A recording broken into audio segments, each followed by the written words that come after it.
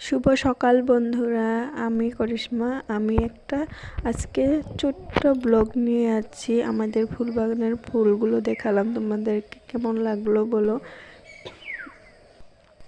আমার এটা আজকে প্রথম মিনি ব্লগ, কেমন লাগলো অল্প জানিও।